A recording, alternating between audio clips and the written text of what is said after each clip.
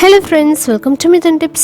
இன்றைக்கி நம்ம வீட்டு தோட்டத்தில் காய்ச்ச கத்திரிக்காயை வச்சு ஒரு சுவையான எண்ணெய் கத்திரிக்காய் குழம்பு செய்ய போகிறோம். இது பார்த்திங்கன்னா கோயம்புத்தூர் சைடு வந்துட்டு மிளகாட்டி வைக்கிற எண்ணெய் கத்திரிக்காய் குழம்புன்னு தான் நாங்கள் சொல்லுவோம். அதனால் புளியெல்லாம் ஆட் பண்ணிவிட்டு குட்டி குட்டி கத்திரிக்காயாக சூஸ் பண்ணி செய்கிறது தான் இந்த எண்ணெய் கத்திரிக்காய் குழம்பு. ஸோ ரொம்பவே டேஸ்டியான இந்த குழம்பு எப்படி செய்கிறதுன்னு பார்க்கலாமாங்க. அதுக்கு முதல்ல ஒரு வானலில் கொஞ்சமாக எண்ணெய் விட்டுக்கலாம். அதுக்கு ஃபஸ்ட்டு வந்துட்டு நம்ம காஞ்ச மிளகாயை தனியாக வறுத்து எடுத்துக்கலாம். காஞ்ச மிளகாய் பார்த்திங்கன்னா ஒரு 15 பக்கம் சேர்த்திருக்கேன். நீங்கள் காரத்துக்கு தகுந்த மாதிரி சேர்த்திக்கோங்க. பொதுவாக ஆட்டி வைக்கிற குழம்பு எல்லாமே கொஞ்சம் காரம் அதிகமாக இருந்தால் தான் டேஸ்ட்டும் நல்லாயிருக்கும். ஸோ இந்தளவுக்கு மிளகாய் எடுத்துக்கலாம். ஒரு 7-8 கத்திரிக்காய்க்கு இந்த மாதிரி ஒரு 15 மிளகாய் அந்தளவுக்கு எடுத்துக்கலாம். எண்ணெய் நல்லா காஞ்சதுக்கப்புறமா ஃப்ளேம் வந்துட்டு குறைச்சி வச்சுட்டு அதுக்கப்புறமா மிளகாயை சேர்த்து அந்த கருப்பு வர்றதுக்கு முன்னாடி வரைக்கும் நல்ல வாசனை வரும் இல்லையா, மிளகாய் வறுபட்ட உடனே அந்த ஸ்டேஜில் நம்ம மிளகாயை வந்து வறுத்து எடுத்துடலாம். இப்போது அதே எண்ணெயில் இன்னும் கொஞ்சம் எண்ணெய் தேவைப்பட்டால் சேர்த்திட்டு நம்ம வந்து ஒரு 3 கைப்பிடி அளவுக்கு சின்ன வெங்காயத்தை தொளிச்சு வச்சுருக்கோம், அதை சேர்த்திக்கலாம். அது கூட ஒரு 6 பல் அளவுக்கு பூண்டு பற்களும் சேர்த்திக்கலாம்.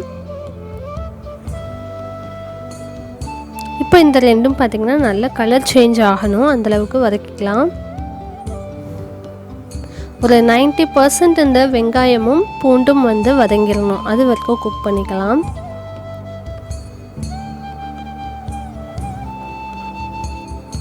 இப்போ பார்த்திங்கன்னா வெங்காயம் அண்ட் பூண்டு வந்துட்டு அந்த பச்சை வாசனை போயிடுச்சு. ஒரு 90% அந்தளவுக்கு குக் ஆனதுக்கப்புறமா இதில் நம்ம எடுத்து வச்சுருக்க மல்லி சீரகம் எல்லாத்தையும் சேர்த்துடலாம். இப்போ பார்த்திங்கன்னா ஒரு லெமன் சைஸ் அளவுக்கு புளி ஆட் பண்ணியிருக்கேன்.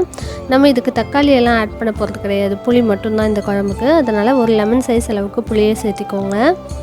அதுக்கப்புறமா ஒரு 3 டேபிள் ஸ்பூன் அளவுக்கு கொத்தமல்லியும் 1 டீஸ்பூன் நிறைய சீரகமும் 1 டீஸ்பூன் மிளகும் சேர்த்திக்கலாம்.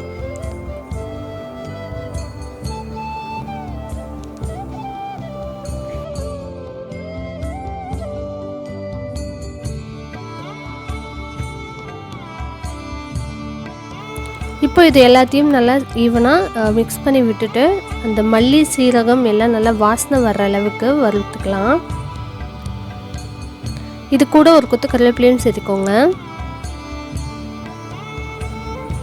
1/2 டீஸ்பூன் அளவுக்கு மஞ்சள் தூள் சேர்த்திடலாம்.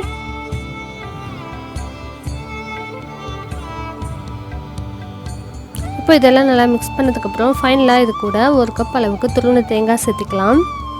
தேங்காய் சேர்த்துட்டு நல்லா வந்து மிக்ஸ் பண்ணி விட்டு அந்த லைட்டாக அந்த ஸ்மெல் வரும், நம்மளுக்கே தெரியும் குக்கான ஸ்மெல் வரும். ஸோ ஒரு 5 மினிட்ஸ் அந்த மாதிரி நல்லா வறுத்து எடுத்து இது தனியாக ஆற வச்சு நம்ம அரைச்சி எடுத்துக்கலாம். ஸோ அவ்வளோதான், இது மட்டும்தான் இன்க்ரீடியன்ட்ஸ் இந்த குழம்புக்கு தேவையானது. நல்லா கொஞ்சம் பக்குவமாக பார்த்து கரெக்டாக நான் சொன்ன மாதிரியே வறுத்து எடுத்துட்டிங்க அப்படிங்கும்போது குழம்பு ரொம்பவே டேஸ்ட்டாக வரும். இதை அப்படியே தனியாக ஆற வச்சு எடுத்துகிட்டு நம்ம மிக்ஸி ஜாரில் போட்டு அரைச்சி எடுத்துக்கலாம்.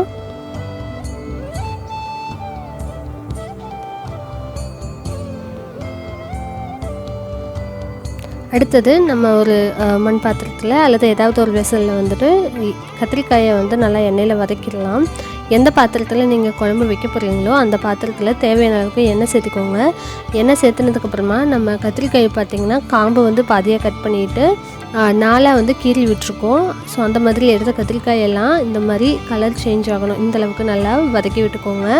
ஓரளவு நல்லா கலர் சேஞ்ச் ஆனதுக்கப்புறமா நம்ம ஏற்கனவே மசாலா எல்லாத்தையும் வந்து வதக்கி அரைச்சி வச்சுருக்கோம் இல்லையா, அந்த விழுதை வந்து இது கூட சேர்த்திடலாம்.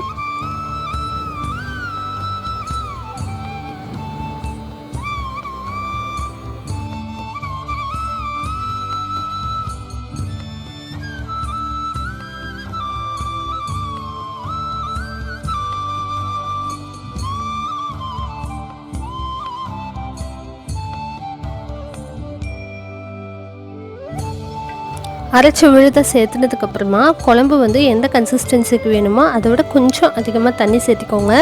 இது வந்து நம்ம கத்திரிக்காய் குழம்பு அப்படிங்கிறதுனால கத்திரிக்காய் ரொம்ப நேரம் வந்து குக் ஆகணுங்கிற அவசியம் இல்லை. ஏற்கனவே மசாலா பொருட்களும் எல்லாமே நல்லா வதக்கி அரைச்சிருக்கோம் அப்படிங்கிறதுனால ரொம்ப ரா ஸ்மெல்லாம் இருக்காது. ஸோ அளவான கன்சிஸ்டன்சிக்கு தண்ணி சேர்த்திட்டு நல்லா கலந்து விட்டுட்டு ஒரு 10 to 15 மினிட்ஸ் நல்லா ஹை ஃப்ளேமில் கொதிக்க விட்டு நம்ம ஸ்டவ் ஆஃப் பண்ணிக்கலாம். அவ்வளோதான்.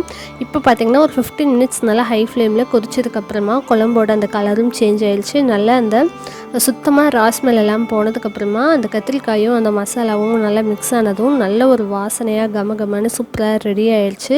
மேலே பார்த்திங்கன்னா நல்லா எண்ணெய் பிரிஞ்சு வந்திருக்கு. ஸோ இந்த ஸ்டேஜில் நம்ம ஸ்டவ் ஆஃப் பண்ணிவிட்டு சுட சுட சாதத்துக்கும் சரி இட்லி தோசை எல்லாத்துக்குமே இந்த குழம்பு ரொம்ப டேஸ்டியாக இருக்கும். ஸோ இந்த டேஸ்டியான எண்ணெய் கத்திரிக்காய் குழம்பு நீங்களும் உங்கள் வீட்டில் ட்ரை பண்ணி பார்த்துட்டு எப்படி வந்துச்சுன்னு சொல்லி கமெண்ட் பண்ணுங்கள். மறக்காமல் நம்ம சேனலை சப்ஸ்கிரைப் பண்ணிக்கோங்க. தேங்க்ஸ் ஃபார் வாட்சிங்.